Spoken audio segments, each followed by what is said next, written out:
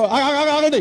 ఏమండి వినండి, మీరు జర్నలిస్ట్ అయినప్పుడు నేను ఆగండి సార్, ఆగవయ్యా, నువ్వు చాలా తెలివిగలబడి చెప్తా.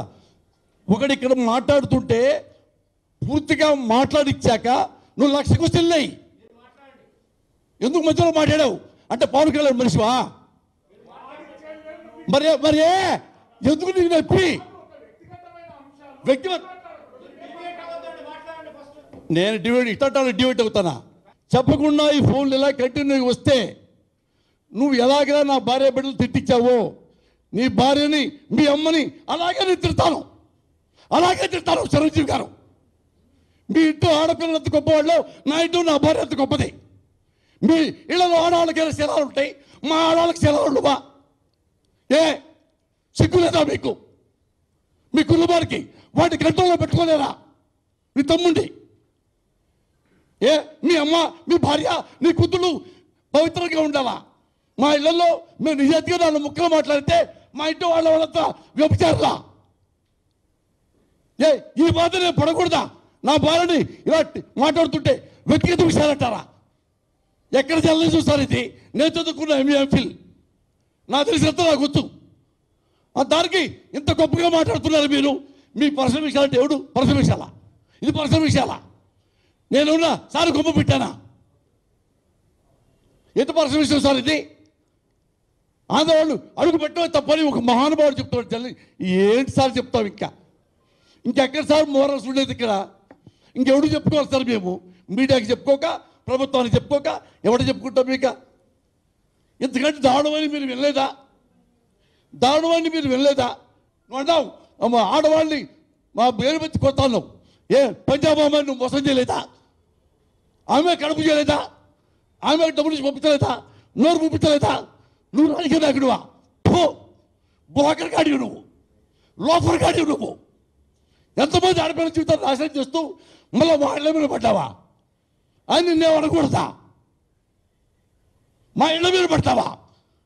నేను విమర్శిస్తే ఎందుకు నా రాజకీయాల్లో రాయటం? నువ్వు సినిమా డబ్బులు సంపాదించుకోవచ్చు కదా. రాజకీయాలు వచ్చినప్పుడు ఎన్టీ రామారావు కూడా విమర్శించారా? ఆయన నవ్వుతూ వెళ్ళిపోయాడు. అది హుందాతనం అంటే. నిమ్మకానికి హుందాతనం తెలుసా? హుందాతనం స్పెల్లింగ్ తెలుసా? ఒక లోఫర్ కాడివి. ఎంతమంది అమ్మాయిని నాశనం చేశావు? ఆయన వ్యక్తిగత విషయం ఇప్పుడు దాకా మాట్లాడాల. ఎప్పుడు మా ఇంట్లో తలుపు కుట్టావో అప్పుడు నాకు బాధ వచ్చింది. నేను బాధపడకూడదా సార్? నా పేరెంట్ ఏంటో నాకు బాధ రాదా? ఇది వ్యక్తిగత విషయమా? రేపు మీ ఇంట్లో పిల్లలు కూడా అంటే మేము వెనక్కిపోతామా? వాళ్ళ పిల్లలు కదా, సీజన్ల పిల్లలు కదా, నాకెందుకని ఊరుకుంటారా? నేను రానా మీరు పిలిస్తే? కొత్తగా వచ్చాడైనా ఆ మెట్లు ఆయన ఎవరండి? 12 మెట్లు మొబలయ్య ఇది ఇచ్చాడా? 2 years బ్యాక్ ఇచ్చాడే డబ్బులు. నేను పబ్లిసిటీ చేసుకోవాలా? నువ్వు సినిమాలో వేషం వేసావు కాబట్టి ఆయన ఆ టూను వాడుకున్నావు కాబట్టి డబ్బులు ఇచ్చావు. నేనేమిలా, నేను నా భార్య అది చూసి అది ఎంత గొప్ప కళాకారుడు చెప్పి నేను ఏబిఎల్ లవ్కి వెళ్ళాం. మావిడ బట్టల గురికి వచ్చింది, బట్టలు కూడా పెడదామండి అని మావిడతో కాళ్ళ దండం పెట్టించా. ముగిలికి లైవ్లో బట్టలు ఇచ్చి డబ్బులు ఇచ్చాం. ఎన్నాళ్ళు పెరసాటు పెట్టుకుని చెప్తావు, వాళ్ళతో కొట్టిస్తావు, చంపిస్తావు. రెడీ మదర్ ప్రామిస్ టెల్లింగ్ పారిపోనురా. నీలాగనే పిరికివాడి కాదురా సన్నాసి. నువ్వు పిరికివాడివిరా. రివాల్వర్ కొరకు పెట్టుకొని దిండు కింద పెట్టుకుని నిలబడి ఎదఫై నువ్వు తిరిగి fellow. I never felt such a worst fellow in my life in politics. అయిపోయింది సార్. ఇవన్నీ బాధలే, కంక్లూజన్ లేదు. ఇక వాడి కంక్లూజన్ చేపిస్తాం. కనీసం నరకాసుడికో, హిరణ్యకశిపుడికో, కంసుడికో ఒక కంక్లూజన్ ఉంటుంది. ఇలాంటి జీవోత్సవాలకి కంక్లూజన్ ఉండదు. ఈ రోజు నుంచి నేను చనిపోయేదాకా నా బిడ్డల కోసం, నా కుటుంబం కోసమే నేను బతుకుతా. ఏ రాజకీయాల గురించి నేను మాట్లాడను. ఏ ఒక్క రాజకీయాల గురించి కూడా మాట్లాడను. నాకు బాగా నేషనల్ వైడ్ దేశానికి సంబంధించిన వాడు కాబట్టి నరేంద్ర మోడీ అంటే దేశభక్తుడు.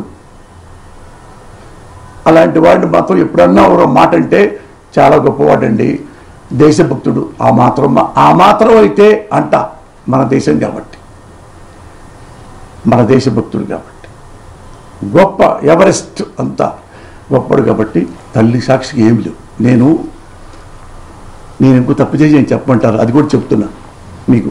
మీరు నన్ను ఒక ఆప్తుడిలాగా, ఆత్మ బంధువులాగా నన్ను ఒక 35 ఏళ్ళ నుంచి చిన్న బచ్చాగాడైనా సరే నాకు గొప్పగా నన్ను చేపించారు, పైకి తీసుకొచ్చారు.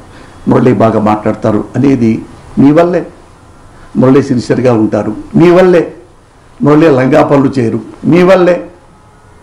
మురళి డబ్బులు తీసుకొని పార్టీలు మారు మీ వల్లే. మీరే అన్నీ తిడుతుంటే పోస్తాని బోర్డు డబ్బులు తీసుకొని ఆ పార్టీకి సపోర్ట్ చేశాడండి. అది ఎందుకు వెళ్ళలేదు? నేను చేయలేదు కాబట్టి. తాగి పడిపోయాడండి ముందాగి ఆ పార్టీలకు. నీ తాగడు, నువ్వు పట్టుకోవాలి. మీ వల్లే నేను మంచోడిని, మీ వల్లే నేను హానెస్ట్ని, మీ వల్లే నేను హంబుల్ని మీరు తెచ్చారు. అందుకని నేను మొక్కబడడం లేదు అబద్ధం చెప్పడానికి, నిజం చెప్పడానికి. ఇప్పుడు చెప్తానండి, మా అబ్బాయి ఇంత మాట అన్నాడు కదా, ఈ మాట చెప్పకూడదు అనుకున్నా, కానీ మరి జర్నలిస్టు నా ఫ్రెండ్ క్వశ్చన్ వేశాడు. ఇప్పుడే వచ్చానంటే నేను మా అబ్బాయిని మేనేజ్ చేశాను. ఎట్లా మా అబ్బాయి అట్లా అంటే నేను అన్నాను, అరే నా రాజకీయాలకి నీకేంట్రా సంబంధం? నేను రాజకీయాలంటే నాకు ఇష్టం రా. ఏమడిగాను మిమ్మల్ని? నేను పేకాడతానా? ఆ మాలెపడి తిరుగుతానా? పిచ్చి పిచ్చి వేషాలు వేస్తానా? ఏమన్నా గుర్రపుర పందాలు వేసానా? ఏమి నన్ను ఇంటో పైసా కూడా వేస్ట్ చేయను కదా నాన్న, నాకు రాజకీయం అంటే ఇష్టం నాన్న అని. నీకెందుకు నాన్న, నువ్వు ఎన్నెన్నో పనులు చేస్తావు. నేను అడిగాను నిన్ను, నువ్వు వెళ్తావు కారు వేసుకొని, ఎక్కడికి రా అని అన్నాను. నాన్న నువ్వు మంచోడివి కాబట్టి నేను అనలేదు, మరి నన్ను ఎందుకున్నానో నువ్వు కామెంట్ చేస్తున్నావు అని వాడిని నోరు ఊపించడానికి ట్రై చేస్తే ఇంకొకసారి మాట్లాడిన తర్వాత నాకు ఏడుపు వచ్చింది. ఇది వాస్తవం నాన్న. మా అబ్బాయి నా మాటలు అంటే వాడు మనసులో ఏమొచ్చిందంటే, ఈయన ఓన్నే నోరు ఊపిస్తాడు కదా, నాకు మంచి మాటలు మాట్లాడి అనేది ఆయన వాడి కళ్ళల్లో కనపడింది. గణేష్ బీటీవీ జర్నలిస్ట్, మీరే క్వశ్చన్ చేశారు చెప్తున్నా. నాకు తర్వాత ఏడుపు వచ్చింది, నా కొడుకును కూడా నేను నోరు గుప్పించానా నా రాజకీయాల కోసం? నా కొడుకు చెప్పే మాటలు అదే నేను అప్పుడే వాడిని సారీరా అనకుండా వాడిని నోరు గుప్పించానా? నేను ఎందుకు నోరు గుప్పించాను? వాడు మాట్లాడింది నిజమే కదా, నన్ను ఎప్పుడు పట్టించుకోలేదు నాన్న అంటే ఐ క్రైడ్ లైక్ ఎనీథింగ్ అన్న. నన్ను మీకు తెలుసు కదా, నేను ఎవరికైనా భయపడతానా? ఎక్కడన్నా పారిపోతానా? ఎక్కడ తిరుగుతాను తెలుసుగా మీకు, 24 గంటలు మీకు తెలుసు. ఒకటే, నేను ఎదవనో మంచివాడిని చెప్పడానికి ఒకటే ఒక మాట, రాజకీయాలు నిజాయితీగా ఉండంటారంటే